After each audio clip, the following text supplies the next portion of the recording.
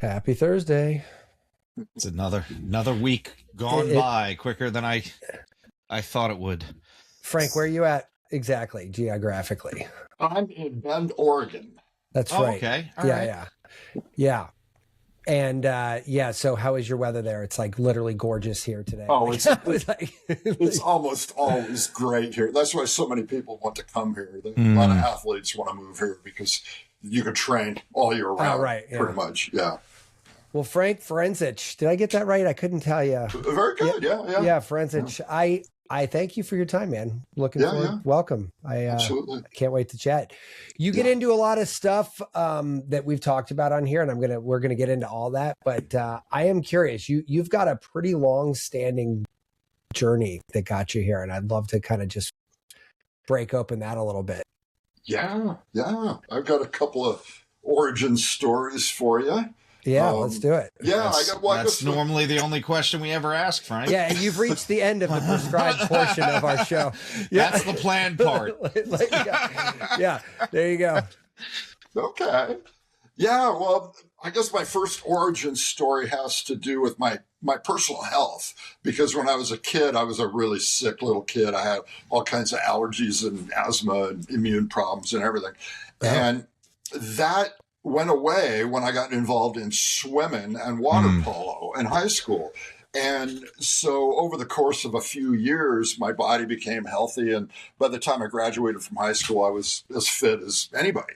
And so that really caused me to have a big interest in the human body and the human experience. And I became sort of an omnivore for physical training stuff. And I went to Africa to study human origins. And then it all just kind of expanded from there. Yeah, it's funny. Like sports got you into learning human origin. That does not seem so linear to me. Yeah, which is not a bad thing by any means. Right. Well, when I was an undergrad, I studied human biology, and at the time I was doing martial arts, and I said, well, I love martial arts. I love the movement. Yeah. And now I want to know more about my body. Where did it come from? How does it work? Yeah, all of that. So it made a kind of sense. So it does. It does. It definitely does now. We have to nerd out for a quick second. Let's talk about martial arts. Yeah. Which ones were you studying? Well, I studied at a basic, you might call it a shopping mall dojo. Okay. And this was basically California karate. And there was no real connection to the East, to tradition there. Yeah. And my sensei was just an American karate guy. And he was good. He was sincere. And it was a great dojo. I was there for like 6 years and got my shodan. And then I went to another city and I studied aikido, which was a very, very different art. And it was really hard to make that transition, going from a hard style, linear style to a soft and spiraling circular style. And it was great in the sense that it was really hard at the time to make that transition. But over time, it produced a lot of ideas about the martial arts and conflict and relationship and all of that. So it was very useful for me. So I was a jiu-jitsu practitioner, and my sensei was a 10th Dan, and he studied Daito Ryu, which led to Aikido by way of a love child with Aiki Jiu-Jitsu, which we also did because he was also trained up in that.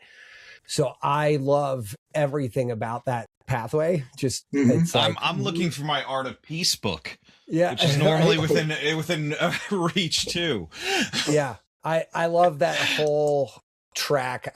I'm fascinated. Unfortunately, my martial art career took a pause upon COVID, and I know that's not an excuse this many years later. But finding a good dojo in something specific like that, it's easy when you're, a suburban white kid who wants to take a martial art, just go to the mall at the Y or something. Yeah.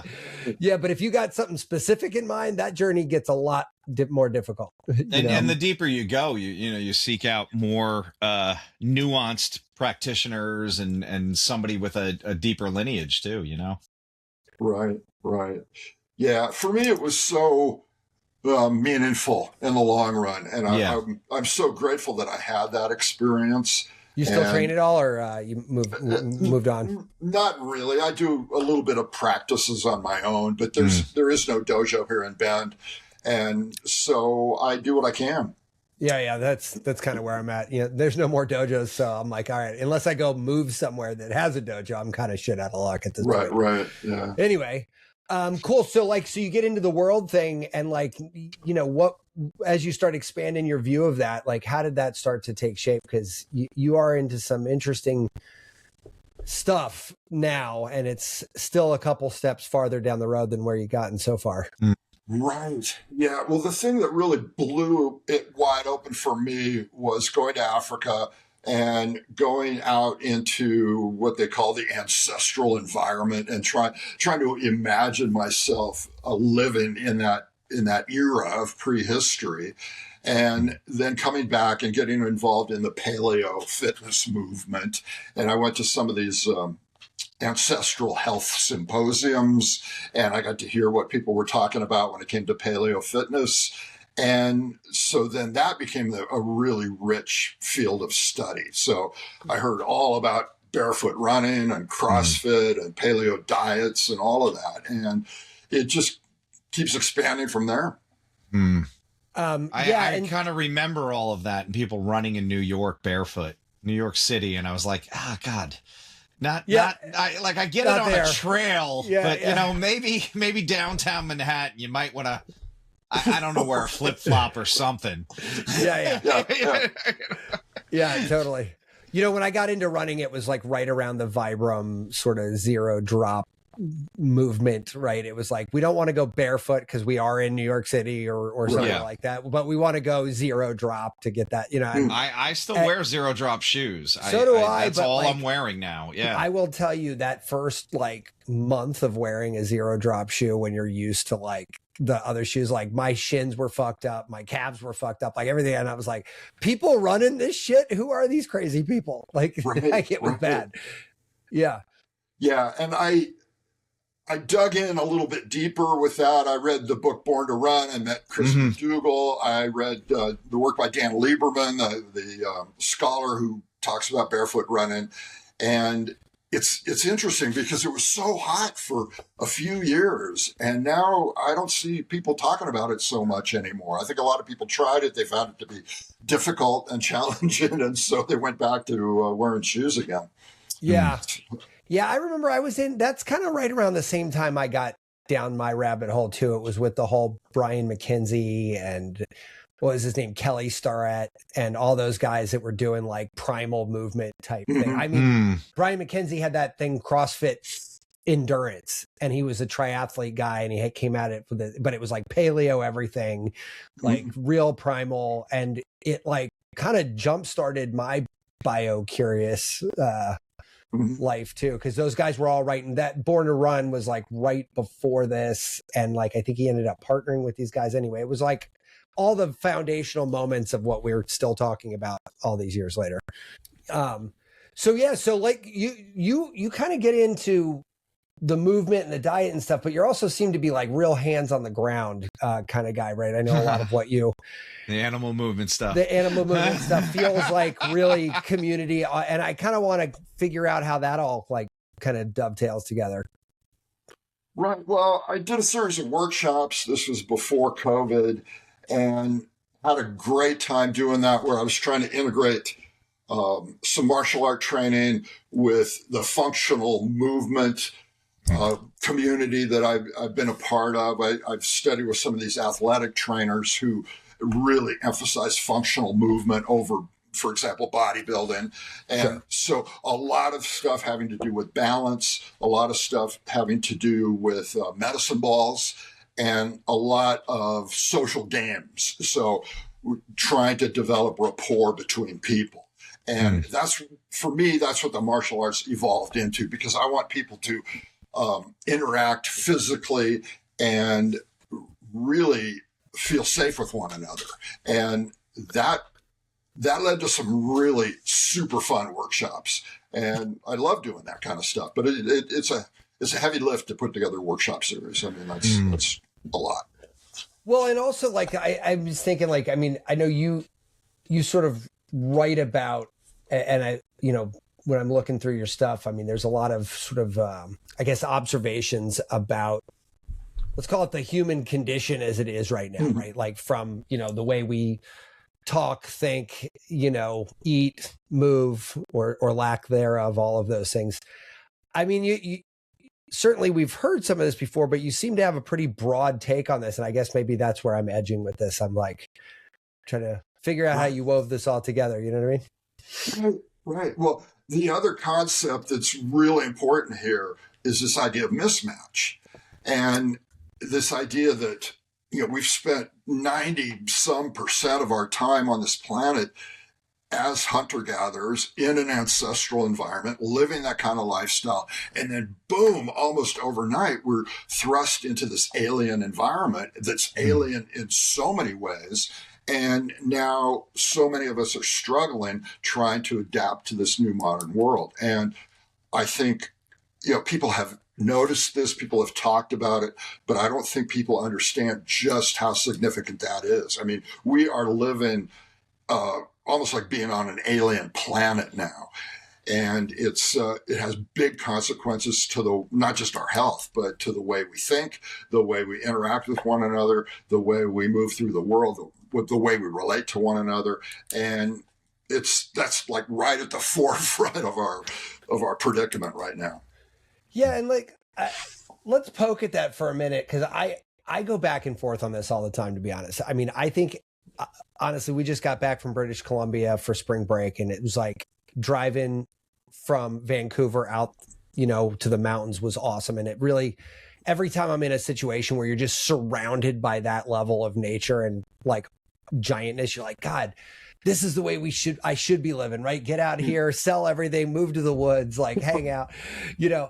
And then I'm like, then I go the other way and be like, yeah, but I need my MacBook Pro to do anything. And I like, who am I fucking kidding? I need an internet connection. Like, not just to do my work that pays my bills, but to literally do everything that I do in my life, like from keep up relationships with people across the country, the world. How do you sort of, I'm curious, I collect opinions for people like you, you know, like, I mean, how do you balance these things out? And like, where do you kind of see emphasis needing to go and when? Well, that's exactly the challenge. And it's my challenge as well, because I have one foot in the technical world and I have all the computing gear and that kind of thing. But I try and keep at least one foot partly in a paleo orientation by getting outside as much as possible and trying to relate to my world and people around me in a more paleolithically appropriate manner. Right. Yeah. So it's like we as a people, as a species now, we're trying to create this new hybrid reality that is part paleo and part neo, what I call a new old way. And having to be informed by both of these realities. And it's a hard balancing act to perform. And that's the challenge. Yeah, it's not just a balancing act though, really, because you can't really pick a lane. I mean, let me sort of, I guess my take on this is you can't be in the woods. I mean, there are people that do that. I don't think I don't know. That doesn't seem like a very liberal life. That's not going to be the mass population. I don't think it's tenable for unless you are that extreme personality, in which case you thrive. But that's not most people, right? But I'll tell you what. I mean, I was driving my daughter to school yesterday, and I'm on my way home, and I pull up and at the stoplight, and next to me comes somebody who is literally looking straight down at their phone into the intersection, paying literally negative attention. We go forward. They're still on their phone. They make the entire turn next to me. I'm on the inside. They're all while on their phone. And I'm like, I got to get the fuck away from this person. Like, so that we could agree is probably not the right way either. Right. Like, so like, I don't know how to like put that rigor in for myself, let alone people that I talk to, you know what I mean? And certainly not my kids. They look at me like I'm fucking crazy. Well, and certainly you're not going to be able to put anybody into it that doesn't want to go there. Right. I feel like if you even have some people tell them to put their phone down for 5 minutes, they have withdrawal symptoms. Oh yeah. Yeah. You know, so I think there's and I think it's a wide lane though. I think there's like, depending on what people are doing. And I totally agree. Frank didn't say it, but he kind of beating around the bush here. We're not meant to do anything we do in modern life to the extent that we do it. You know, like, look, man, my happy compromise would be like, everybody put a garden on the rooftop. Yeah. Yeah. You know, like, let's start there. But, you know, it's such a crazy thing because, yeah, that sounds amazing to me, or to have some kind of way to get in and out of the city when I need to be there and then not around anything, you know? Mm-hmm, mm-hmm. Right. And then the other thing that, well, there's a couple of small things that I think everyone can do. For example, I leave my cell phone at home when I go to the park, and that works out great for me. I can be without my phone for an hour. Right. Some people can't do that, but I can do it. I do it. And so then I feel a little bit more paleo, you might say. Yeah. So that's one thing. But this also brings us up against things like social injustice and economics and politics, because that's one thing about being affluent. You can get out into wild areas more readily. And that's unfair. That's totally unfair, because if you are not affluent, you get stuck in an urban environment, and what can you do? You know, you are living in that alien environment, and it's just really not fair to people. So we're up against that as well.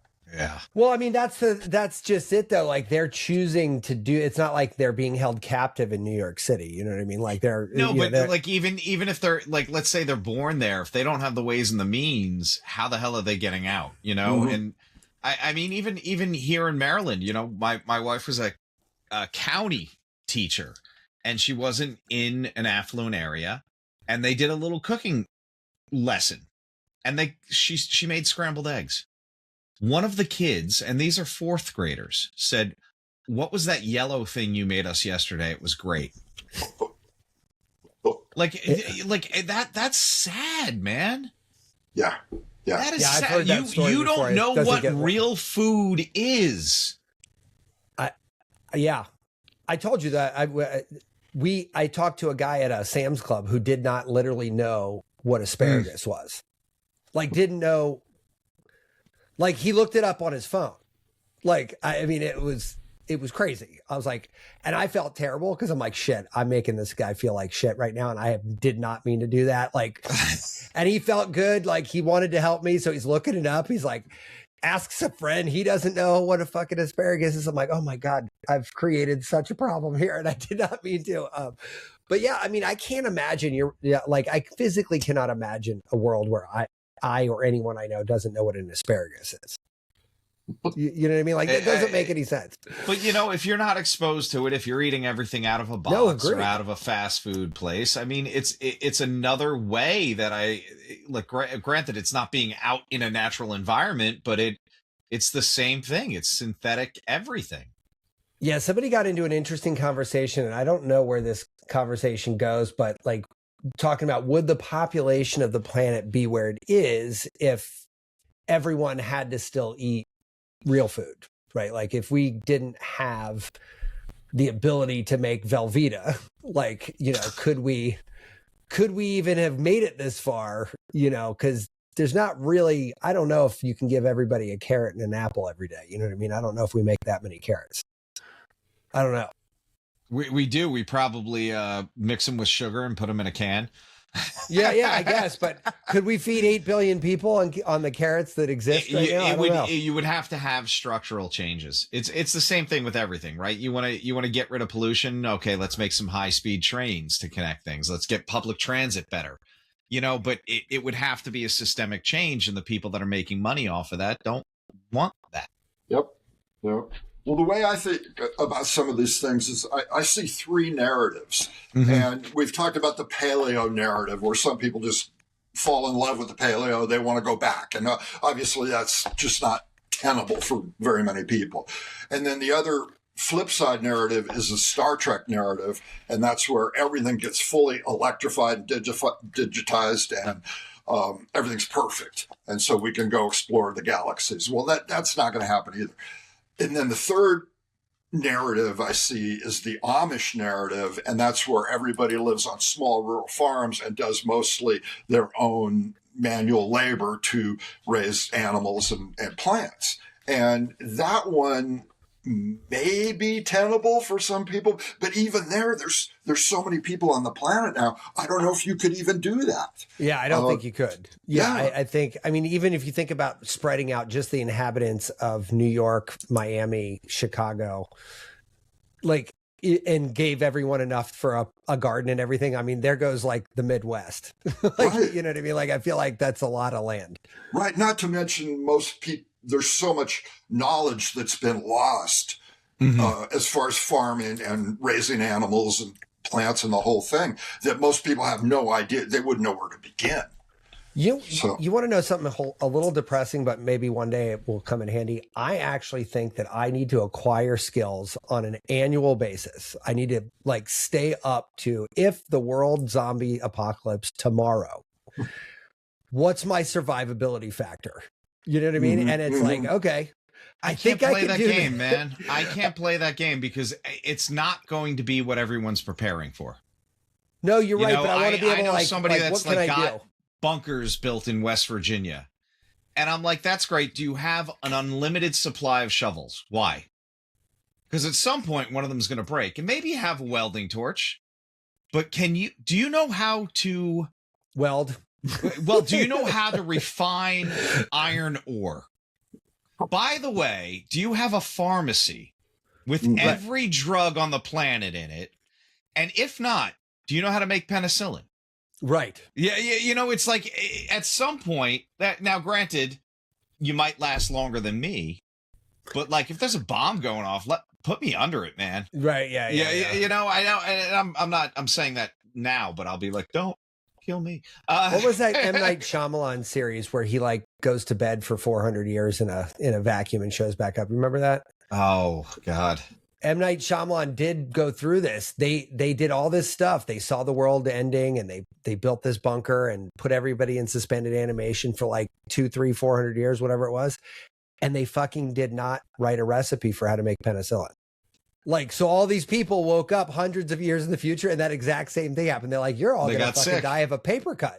Yeah. You know, like, so. Yeah. You know, and this is that argument with like, how far back do you want to go? Because like running water saved so many lives, you know, and that's not inherently bad, right? That doesn't make us lazy or get us out of the environment, but you combine they said that running water was responsible for more saved lives than every other medicine put together. Yeah. Like, which is a crazy, if that is true. I know, because the big side of it was getting rid of human waste. Right. You weren't just taking a shit in the street and, you know, everyone's stepping in it. Right. Oh, yeah. Dude, my daughter's got me into this show called The Artful Dodger, which is, you know, this funny little movie, but it's about this criminal who turns into a surgeon in the like Victorian era. And the surgery back then was fucking draconian, bro. Like it was like, he's like stitching somebody up and they are just discovering ether as an what do you call it? What am I looking Anesthesia. for? Anesthesia. And something that they use to treat sewage that ends up becoming an antibiotic for the skin. But it was just published in a peer review by Louis Pasteur, like at the time of this show in the lineage. And I'm like, can you fucking imagine how mind bending it is to be like, wait a minute, we treat our shit with this stuff, but if we water it down and put it in an atomizer, it basically stops infections and everyone's going to live. Like, what the fuck? And I was like, I mean, you know, imagine like that before and after, which is why, Frank, going full circle, I feel like the technology part brings some interesting alternative realities, because one version of AI is there's no more disease, right? Cancer, lifespan, they're all sort of not on the table anymore. Right. Yeah, the history of medicine is just unbelievable because it happened over the span of just a couple of 100 years. We went from it went crazy.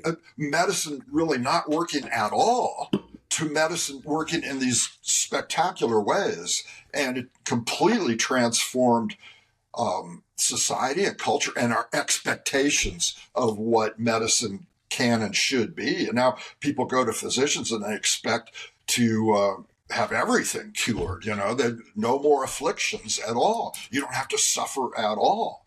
And the treatments we're seeing now, if you are a short person, you can go to a medical facility and have your legs lengthened out with this horrific procedure. I mean, it's really gone over the top.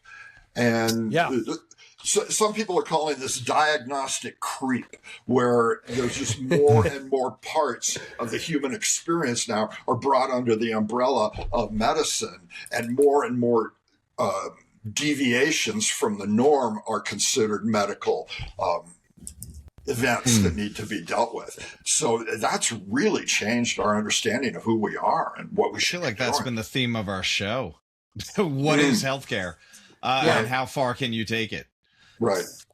I mean, when we started the show, it wasn't half the shit wasn't even in the common parlance yet. And now, I mean, it's every week, God, man, they've turned off type 1 diabetes. That's insanity. Yeah. I haven't really finished following up on that, but like even about a year ago, that shit went into the fast lane, like over in China. They were just like, we think we might just be able to turn this off. And you're like, say what now? And they're like, little stem cells. Yeah. Well, I went down to, and that's amazing. That's something I don't think we should give up if we want to move back that way. But to a more simpler time, I think I want the cake and eating it too kind of scenario.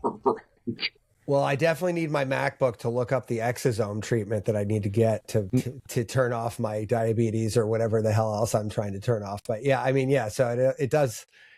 It's an and also situation for sure. And there's got to be somewhere where that might exist in the middle, where you're getting like the best of both, right? Right. Yeah, but Frank, how do you go, where do you go land when you start talking about like accessibility for this kind of stuff? Because like when I look at the resources it takes to do some of those things, it's expensive for a reason. Sometimes it's just expensive, but other times it's expensive because the shit's expensive, right? Like, I mean, it's, we got a buddy who sells a multiple $7-figure health chair, mostly for rich people, athletes and spas, but like, the thing's amazing. It's expensive for a reason, right? Like it's not just gratuitously expensive, right? Like it's a one of a kind machine, right? But that you can't make that sort of available, and it's not going to be fixed by going on a nature walk. You know what I mean? Right. Right. You know, like, and so like, I don't know, like I'm curious, you strike me as someone who might deal with a lot of people who might have the means to both talk to you as well as afford some of these sort of lifestyle explorations that, again, summarily are not cheap. Yeah. And some of this speaks to what you might call health inequality, because right now there's a lot of health inequality as it stands now, but that promises to get even more pronounced in years to come, because we're going to see people who lived 120, 130 years, and yet there's still people who are going to be dying in their 50s. So that the health span is going to get wider and wider. The gap between the health rich and the health poor, it's just going to get really wide. And I don't know what the answer is. Trying to get the money out of healthcare, obviously, the themes in the movie, Suck It Up, Buttercup. They were good themes, yeah. But the reality is that other countries have figured out how to do this, and we could do that as well. I feel like we took a step back and we had, one of the executive producers on, Terry Mulligan. And, in addition to being an ER doc, he also has a master's degree in public health. And he went around the world setting up, emergency departments in different hospitals. And he came back saying, hey, there's about 7 different systems here. And we somehow decided to go with the worst because we allowed profit to get in the way of taking care of people. Yeah, and there's something about social status and social rank. There's a book out there called the status syndrome. And this guy's an epidemiologist, Michael Marmot, and he looked at epidemiological studies around the world comparing social rank to health outcomes.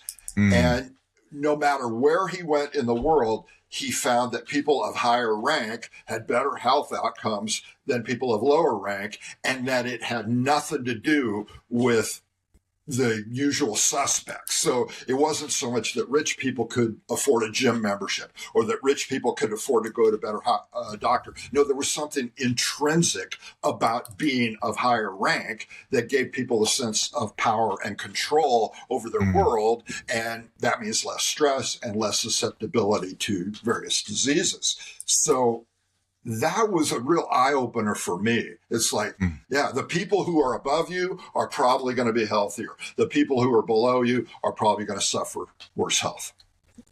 None of that is surprising in any way, shape, or form. Yeah, right. Like everything about that, it sounds totally right on the linear.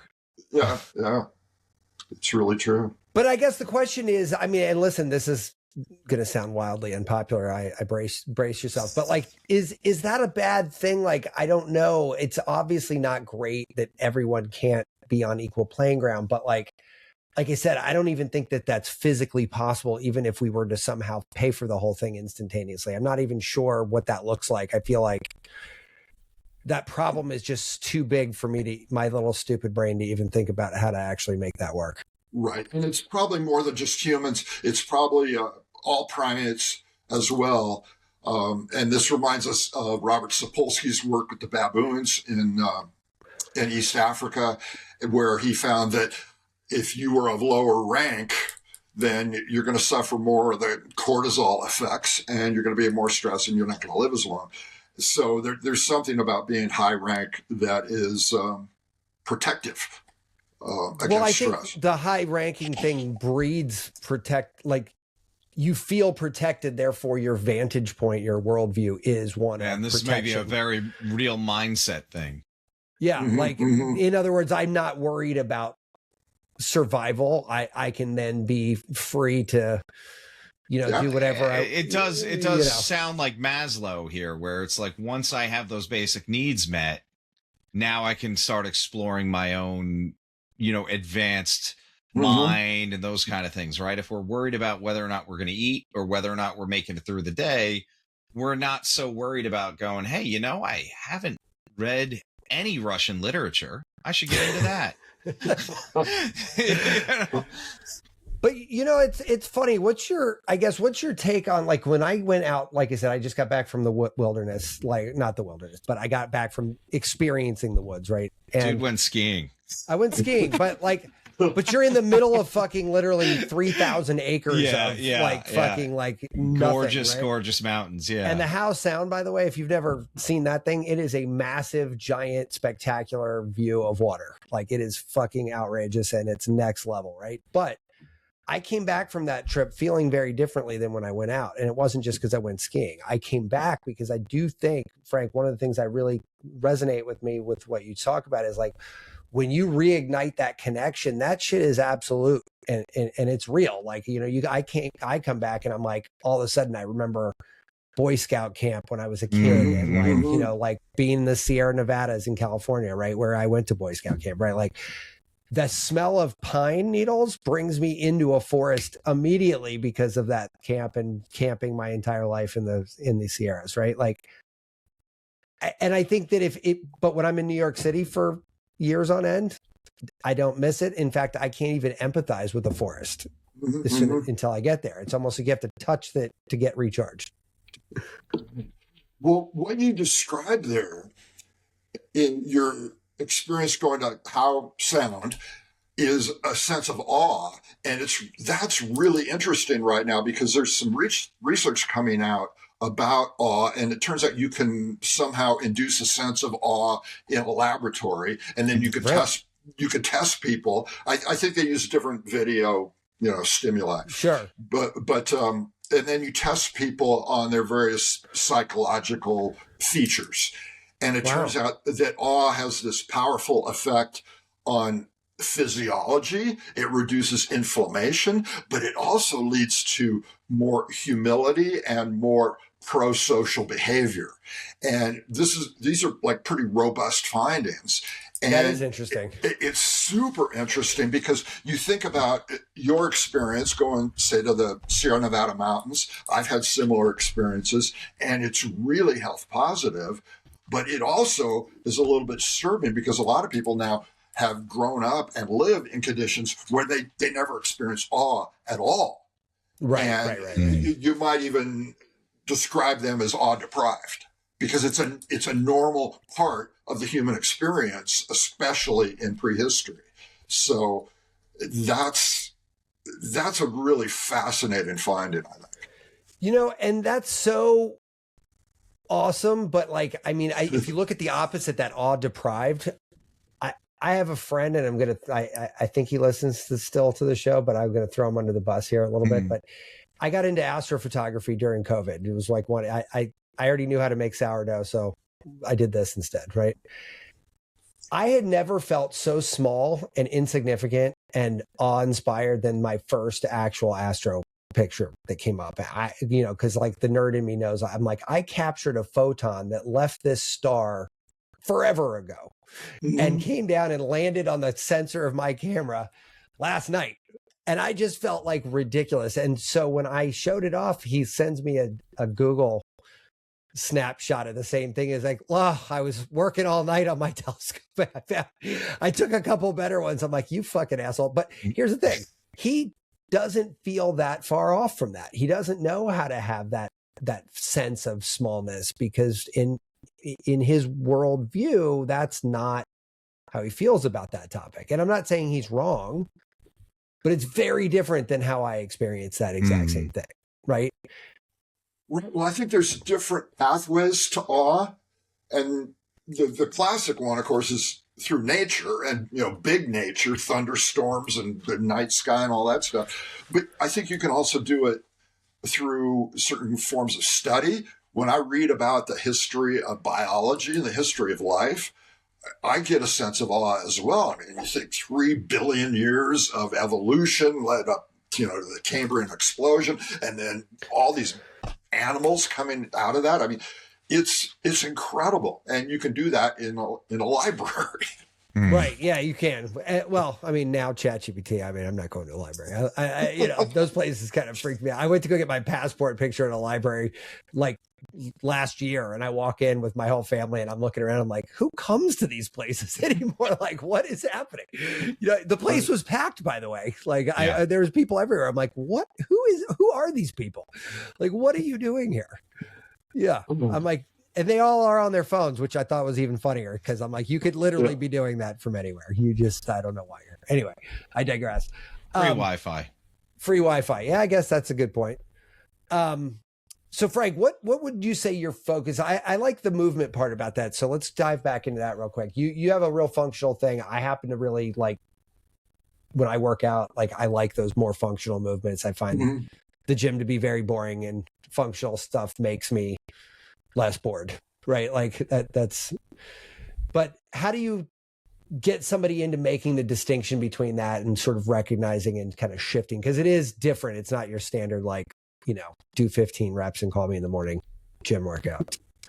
Right. Well, when I give presentations on this, I talk a little bit about the history of the fitness movement and how Arnold Schwarzenegger came to be, and the magazine publisher, Joe Weider, who made Arnold famous.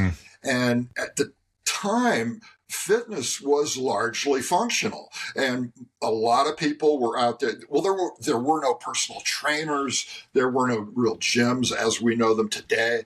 And there were team sports. And that was it. So Joe Weider takes Arnold, makes him super famous, puts him on the magazine cover, and all of a sudden, almost overnight, it became about appearance. And that became synonymous with fitness.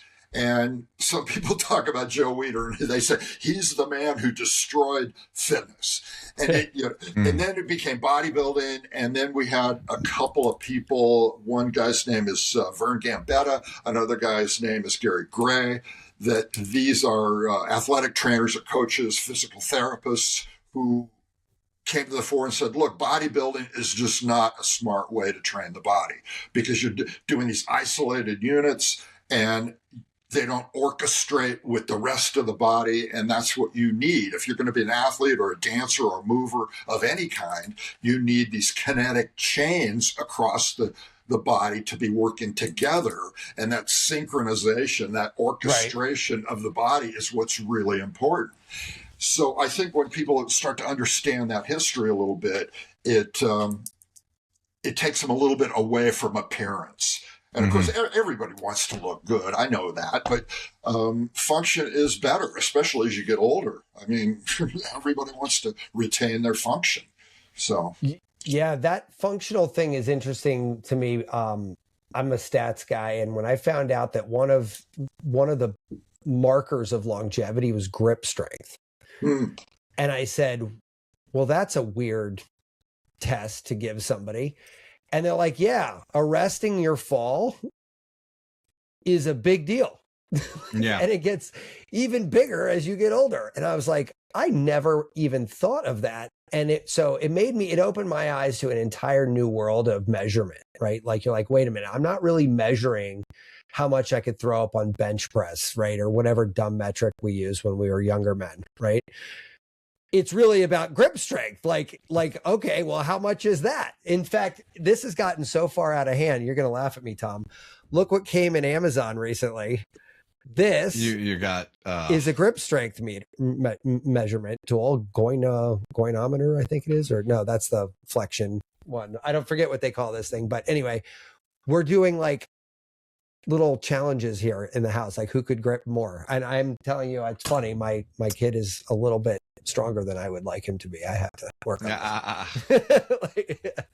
But that's kind of how I solve these things. I'm like, okay, grip strength is a thing. Cool. No problem.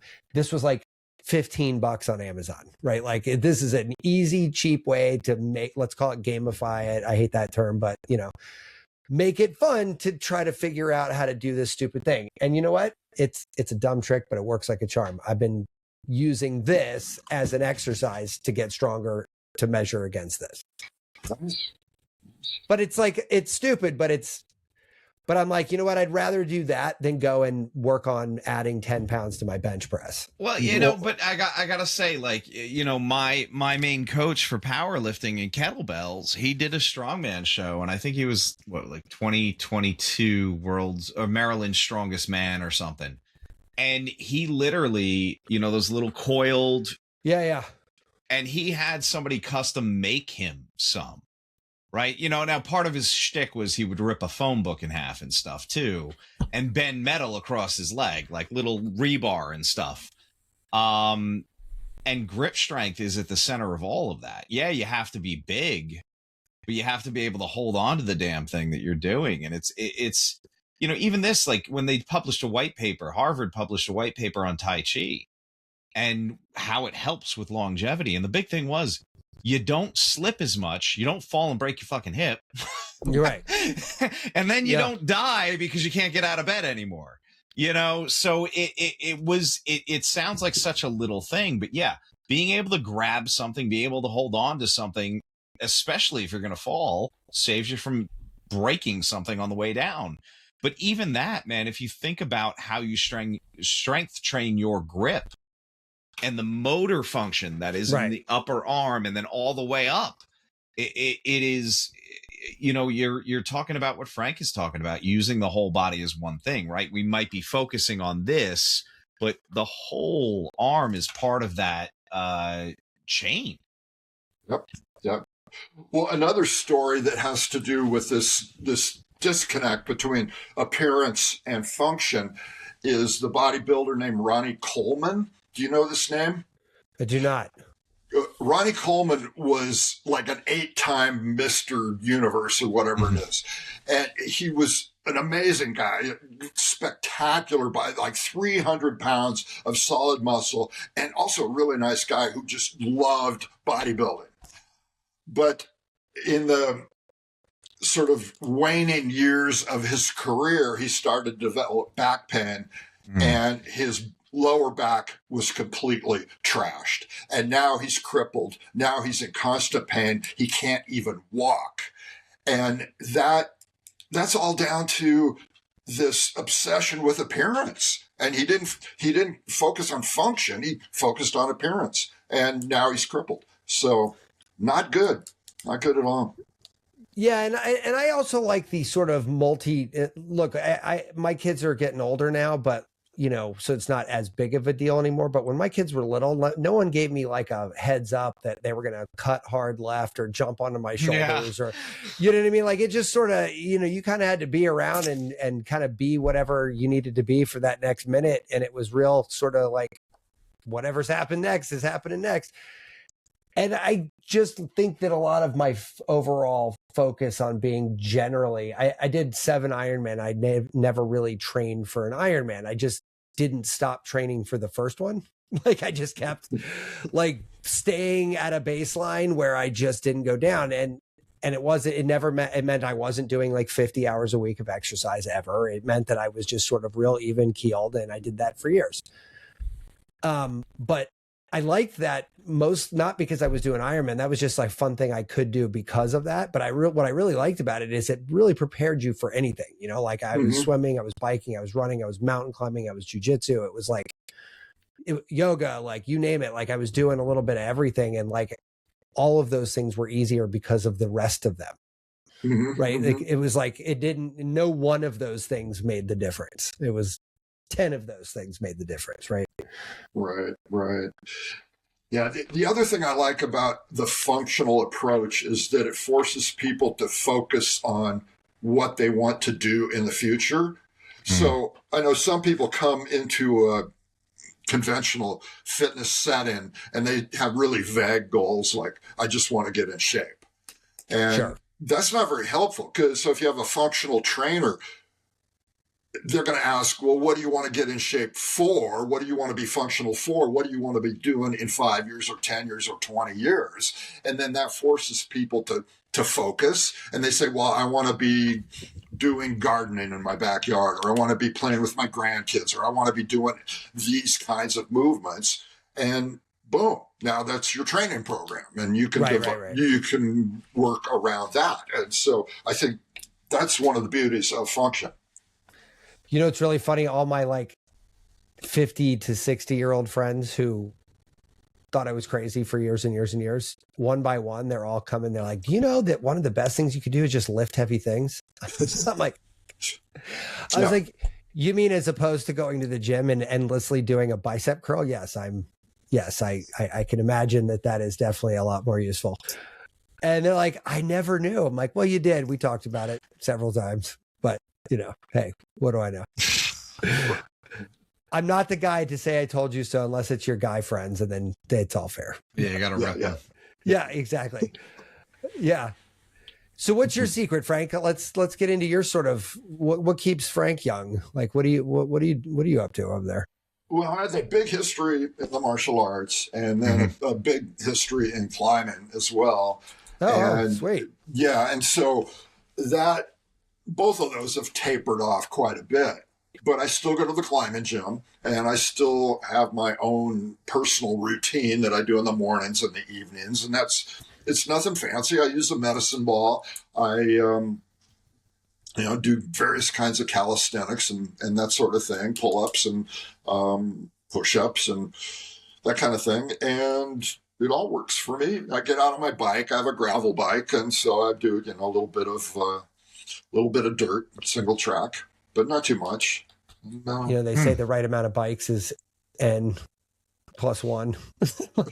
And I feel like with bikes, I'm like, yeah, I want a gravel bike. I'm like, but then I'm out of bike storage space. So I'd have to build a new garage for my oh boy. There's two. Yeah. I mean, cause bikes are weird, right? Like I'm not going to use my trial bike for trail riding, although I like that bike the best, but that's just because it looks cool. But I'm not going to ride that out on the trail. But I don't know. But too many people are getting killed, man. That guy who pulled up to me on this phone. Yeah. Those are the same guys riding past me when I'm out on a Saturday or Sunday morning ride on my bike. So I don't know, man. I haven't ridden on the road in years, man. We have actually have a neighborhood guy who died getting hit by a drunk bishop here in Baltimore. Oh God. She was the head of the Greek Orthodox Church in Baltimore and hit him. Oh my God. Came back to the scene several times. They pulled her over because she had been there 4 or 5 times with a bottle of Jack Daniels and a bowl packed on the front seat. I'm like, lady. Oh my God. It was that. Yeah. That happened on Charles, right down the street from us. Oh, yeah, Jesus, man. My wife was like, hey, yeah, no, his daughter is in my son's class and his son is in my daughter's class. So like basically same age. My wife's like, guess who's done riding bikes on the street? That guy. Me, as in like, no more bike riding. Yeah, all done. That was 10 years ago plus, and I haven't gone back yet on the bike since.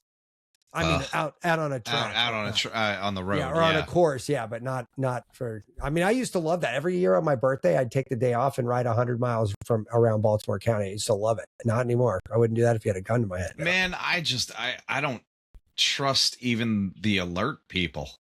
No, yeah, no, it's bad, right? Everyone's checked out somewhere or another. Yeah. Well, so Frank, what are you up to? What's keeping you, like, what are you doing these days? Like, I want to kind of get to the Frank commercial, if you will. Like, I want to kind of guide people towards your book and some of the work you're doing. So just let's get into what you're up to.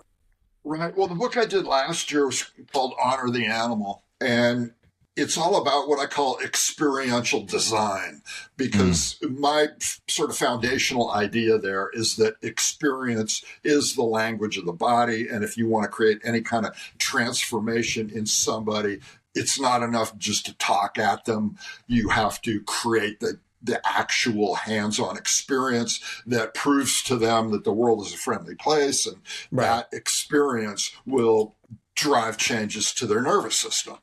And so that's what the book is about. And in it, my audience, I guess you would say, is anyone who works with the human animal. So I don't really make much of a distinction between teachers and coaches and therapists and personal trainers, any of these people. There's so much overlap in those various disciplines that for me, the overlaps are insignificant. They're total. So if you're working with the human animal, you've got to be an experiential designer. I encourage people to start from scratch with a beginner's mind or a veterinarian's mind and just say, you've got these animals here, these human animals. What are you going to do with them? They have these afflictions. They have all these conditions that they're suffering from now. And so what kind of experience are you going to create? Let's assume you have plenty of resources behind you and you could just do this. And that's what the book is about. How would you do that?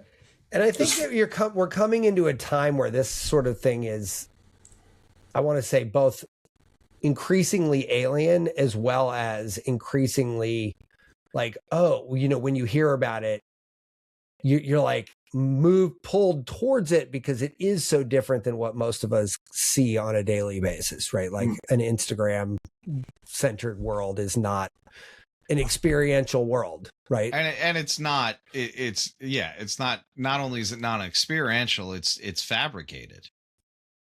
Right. So like when you get outside, you know what my biggest problem is? Not being on email, but I am like addicted to the camera capacity. I'm a 30-year photographer, Frank, and like the iPhone is good as, except for the glass quality, it's almost as good as anything that I have professionally. And so like it's fun to be out there with my camera, even though my camera's not my DSLR anymore.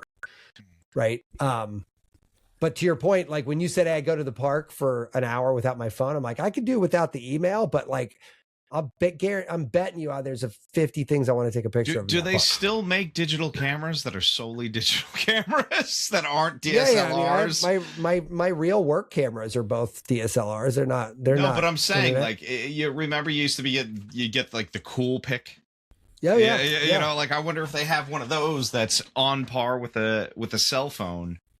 That would get you a little bit more unplugged. All have those now. They're selling them again. Those like elf style ones because I think because they're not a phone. Yeah, like I've heard that younger people want the detachment from it, like they're reading books again. Yeah, my daughter reads crazy, and like she has a digital little camera that's not her phone. It's the weirdest thing because it's like we've gone backwards. My wife now you have more stuff. Kindle. Yeah, she's reading her Kindle on her iPhone, right? Like I'm like, yeah. So my wife has condensed it all down into one. I've got like 10,000 books on my Kindle. Yeah, yeah, yeah. It's my wife read 380 something books last year. Wow. In her Kindle like library. That's impressive. It's insanity. Like we went on vacation once. I brought a literal hockey duffel bag filled with books for her to read on a 1-week vacation. And she read half that thing before we got off the plane. Wow. Like it was crazy. She's a fast reader too then, huh? She's an incredibly fast reader, but that's my point. Like she's gone one way where she's like, I don't want to carry a duffel bag full of books on an airplane. That makes sense too. So I'm going to grab this Kindle. My daughter, on the other hand, is like, I want to order 30 books on Amazon and have them literally delivered to my house, like an actual book. It is crazy. Like the world is going, I don't know. I guess it's bell bottoms come back into styles, mullets come back into styles. I guess books will just part of that trend. There was a hot second where all the kids were wearing 90s clothes, and I'm like, no, you didn't earn that. Yeah. I was very like, no, you weren't there, man. You can't. My son just came home with a Sublime album tonight. I was like, oh my God. Which one? What? It's got to be 40 ounces to freedom. That was the best one. Yeah, the one with the tattoo, the guy's back that says, yeah. Which that was the one after. Just says Sublime. That was right after he died. Yeah. So my son's all I know. So Frank, what's so outside of the book, like, are you up to anything in person? You got any experiences going on? Yeah, I'm actually working with a group called the True Athlete Project, and that's a nonprofit out of the UK. And what they're doing is trying to take a fresh look at athletic training and sports in general. They see some of the problems with the professionalization of youth sports and the just win at all cost attitude. And so they're trying to reframe sports and give it a new sense of meaning. And so I do workshops with them. I'm going to Barcelona in September for a workshop with them. And I'm really excited about it because their work is, I think, really important and really necessary now, because sports it's such a wonderful thing, and yet I think it's kind of lost its way, and we need to rethink it. So yeah, sports is just like everything else. It's like owned by private equity, and they're optimizing to the margins, and the human element is no longer really part of the equation, right? I mean, yeah. No, our entire culture is getting dehumanized and sterilized and disembodied, and all of these things need to be addressed, and we need experience to counteract that. Yeah. Some guy said that they did the measurements on a fastball, Major League Baseball fastball pitch. The time it takes to go from there to the plate and swing successfully to hit the ball is almost exactly the same amount of time the reaction speed of a lion taking down a gazelle in the Serengeti. Which suggests that this is operating at the mechanical limits of our respective biologies, right? Like we can't physically respond to a fastball faster than this. Like it's not.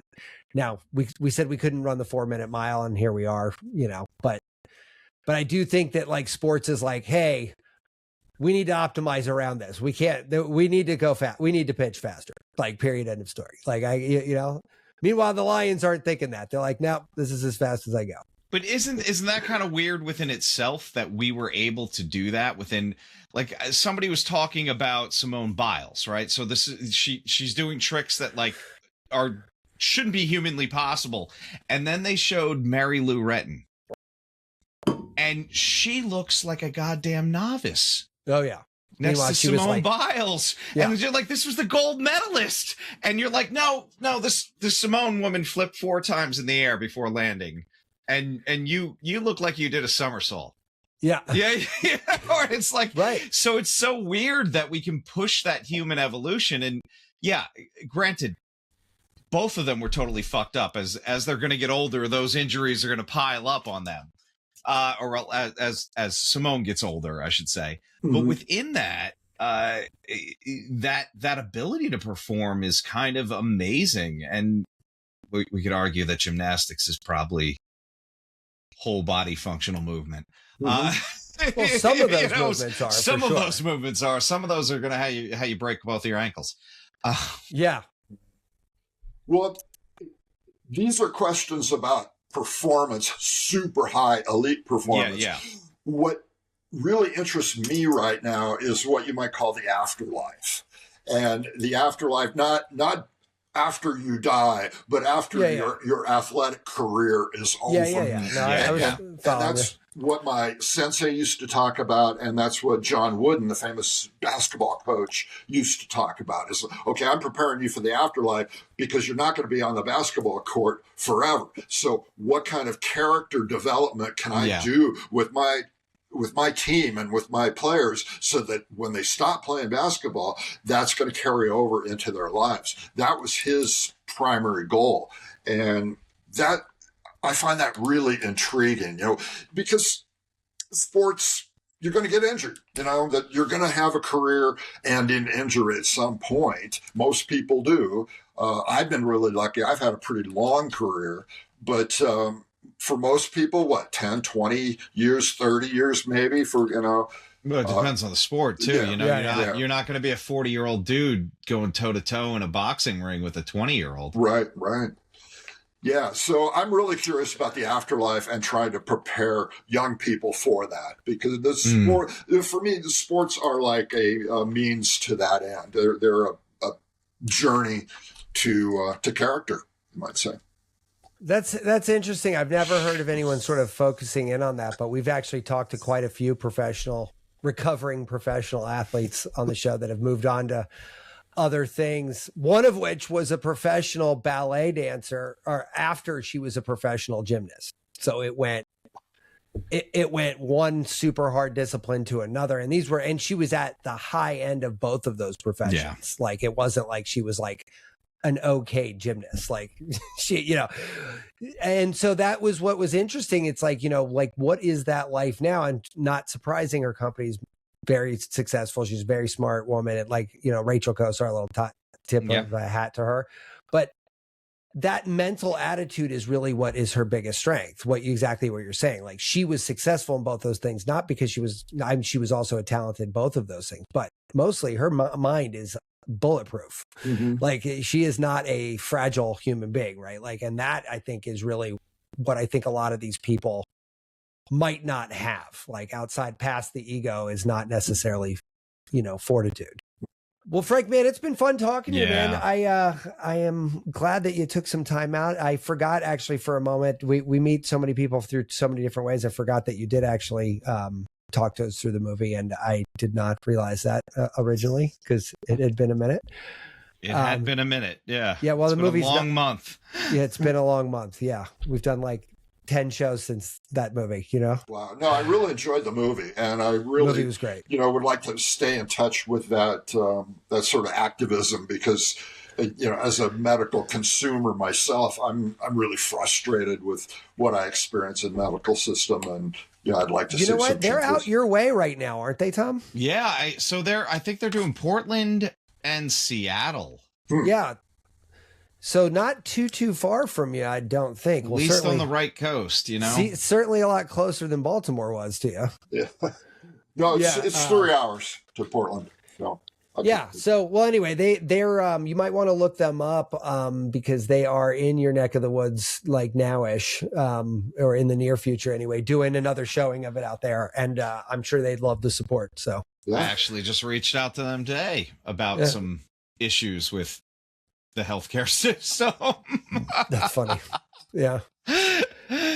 Yeah. Tom and I end up in this accidental position where we know a lot of doctors and professionals now. And like, it's funny, when that movie came out, I can't tell you how many people I've now talked to about like the dismay of the medical system. Like, I was like, oh, this is cool. How did I get into this conversation? Yeah. And even if you're not a healthcare practitioner, you're going to be a patient. Everyone, including the healthcare practitioners, will be a patient at some point. Sure. And it affects us all. Yeah.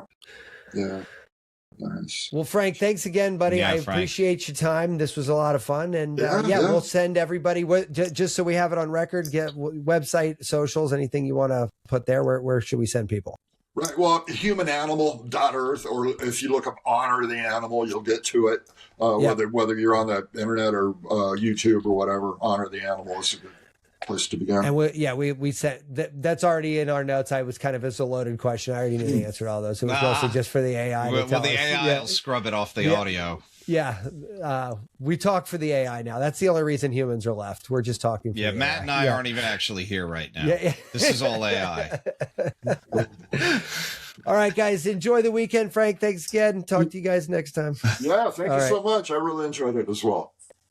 Have a good night. Cheers. Bye. Be subversive, irreverent. Health is wealth, but you knew that. Everybody knows that. But so is following us on social media at Irreverent Health. And check out our website for more exclusive content at irreverenthealth.com. Oh, I like this. Thanks for tuning into this episode of Irreverent Health.